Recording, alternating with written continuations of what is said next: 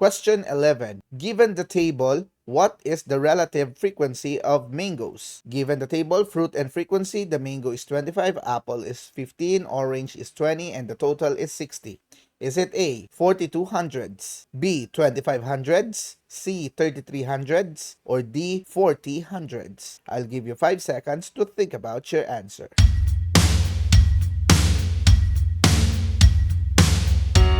Alright, math learners, given in number 11, what is the relative frequency of mangoes? Now, we have here 3 fruits, the mango, the apple, and the orange. Of course, it has a total of 60. Now, what is the frequency of mangoes? The choices are in the decimal. Now, if you are trying to get the value of this one, my dear math learners, you just need to use the mango and the total. Okay? So, how do we do this one? Now, we have here 25 mangoes and we have here 60. Now, if you try to get 25 over 60, that is the ratio of your mangoes among the total. Now, what you can do here is to simplify this. Now, 25 and 60 is divisible by 5. So, that would give you 5 over 12. Now, if you try to divide 5 over 12, the answer for that number is what we call the relative frequency of the mango. Alright, so when you divide 5 by 12, so that would give you 5 divided by 12. So, since this cannot happen, you will be adding an index of 0, giving 50 divided by 12. Now, how many 12s are there in 50? So, of course, there are 4. But this is only 48 because 4 times 12 is 48, right?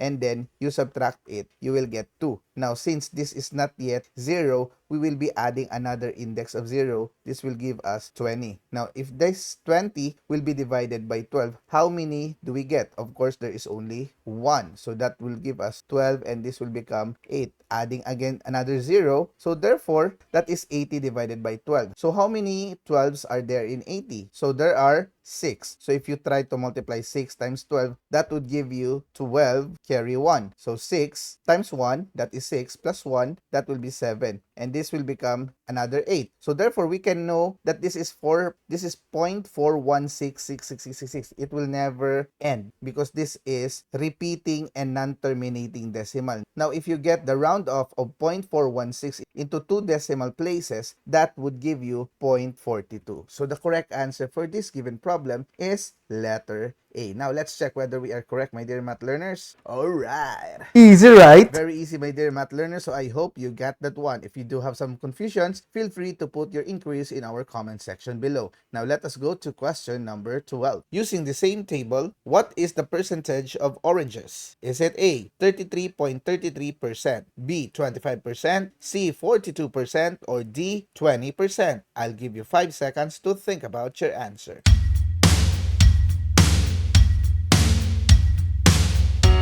Now, question number 12, my dear math learners, it is now asking for the percentage of orange. Now, as you can see, my dear math learners, given here is the same table that we have in question 11. But we are talking now about oranges. So, 20 is the frequency of our oranges out of 60. So, that could be 20 over 60. If you simplify 20 over 60, you divide both sides by 20 because that is the greatest common factor of the two numbers. That will give you 1/3. Now, if you try to divide 1 divided by 3, that will give you 0.333333. So, this is a repeating non-terminating decimal. Now, how do you change this into a percentage? Of course, the technique here is you just move 2 places to the right. So, this will be moved here and here, giving you 33.33%. And the correct answer is letter A. Now, let's check whether we are correct. Alright, my dear Easy, right? learners. I hope you got that one. So now, let us go to question number 13. Question number 13. In a class of 200 students, a pie chart shows that 25% joined the math club, 35% joined the science club, and the rest joined the English club. How many more students are in the science club than the math club? Is it A, 20, B, 25, C, 15, or D, 30? I'll give you 5 seconds to think about your answer.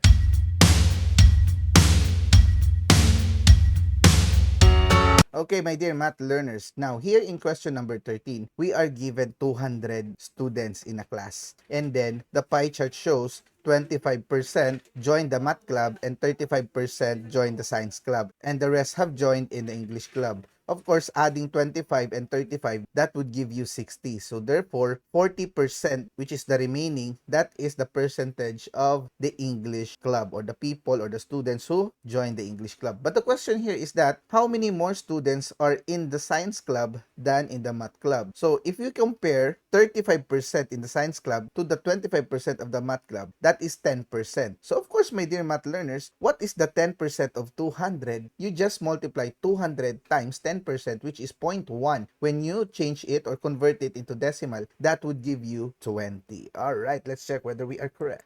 Okay. Easy, right? Very easy, my dear math learners. Now, let us go to question number 14. Question number 14. What is the product of negative 5 and negative 16? Is it A, negative 80, B, 80, C, negative 21, or D, 21? I'll give you 5 seconds to think about your answer.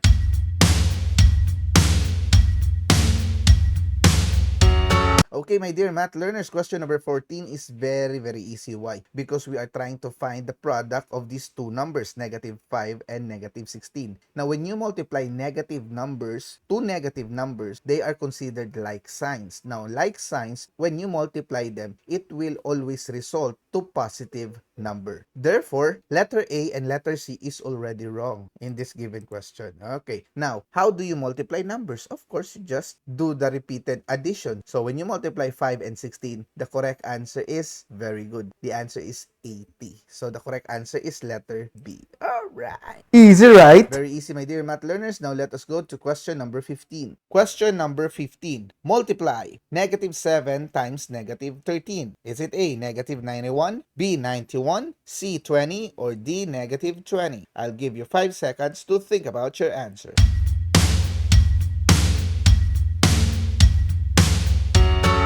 Okay, my dear math learners, in this given problem, both multipliers are negative. So therefore, the answer for this is positive. Letter A and letter D is already wrong. Okay, now what is the result when you multiply 13 to 7 or 7 to 13?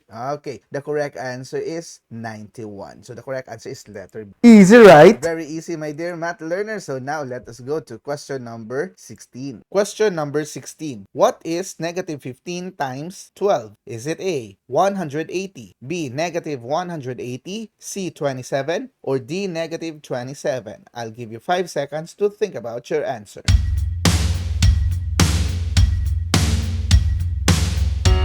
Okay, math learners, now in question number 16, we have unlike signs. Now, what is the rule in multiplying integers if they are unlike signs? One is negative, one is positive, or vice versa. When you have unlike signs, my dear math learners, the answer for that, whether you like it or not, okay, is always negative. So therefore, the choices that have a positive number here is already wrong. So letter A and letter C are wrong. All right. Now, what is the result when you multiply 15 and 12? Of course, you just multiply them directly. 15 times 12. And when you multiply 15 and 12, the answer for that is 180, copying the rule in which if you have unlike sign, the answer is negative. So the final answer would be negative 108. All right. Easy, right? Very easy, my dear math learners. So now let us go to question number 17. Question number 17. Divide 150 divided by negative 5. Is it A, 30, B, negative 30, C, 145, or D, negative 145? I'll give you 5 seconds to think about your answer.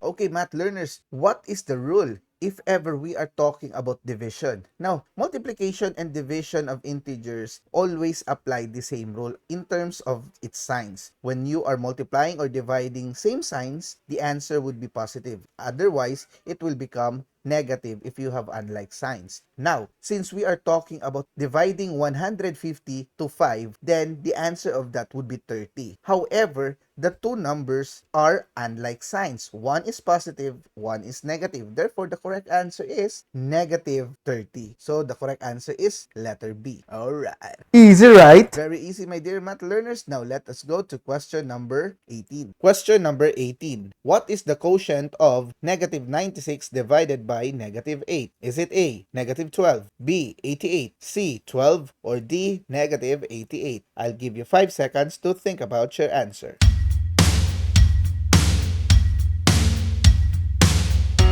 Okay, my dear math learners, we have here two numbers that needs to be divided because it is asking for quotient, and we have here the division sign. Okay, now if that is the case, my dear math learners, if two numbers are both same signs, whether they are both negative or both positive, the final result will always be positive. So therefore, letter A and letter D are already wrong. Now, what is the value when you divide 96 and 8? Of course, the correct answer is 12 because there are 12 eights in 96. Okay. Easy, right? Very easy, my dear math learners. So now let us go to question number 19. Question number 19. Which integer is the smallest? Is it A, negative 15, B, negative 12, C, negative 20, or D, 0? I'll give you 5 seconds to think about your answer.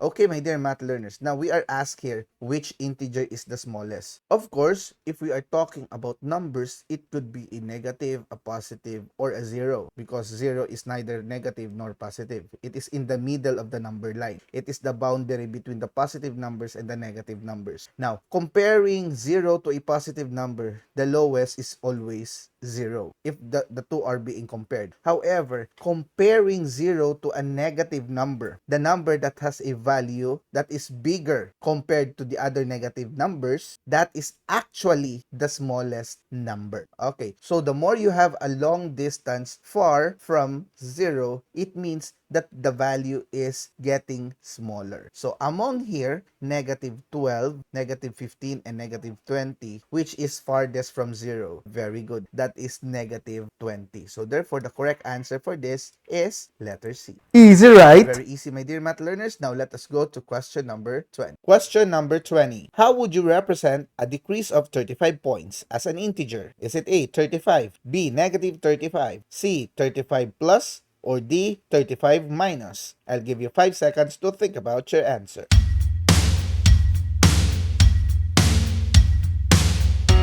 Okay, my dear math learners, for question number 20 is another example of a phrase converted into a mathematical expression. Now, we have here a decrease of 35 points. When you are talking about decrease, that means going down, lowering down, meaning it is negative. An increase means positive. But here, we have a decrease of 35 points. So that means it is negative. So negative 35. Very good. So that would give us letter B. All right. Easy, right? Very easy, my dear math learners. So now let us go to question number 21. But I would just like to congratulate you for finishing the first half of our reviewer series. Now the question is, what is your score in answering 1 to 20 questions? If you are very confident, please share them in our comment section below. Now, without further ado, let's go to the last part.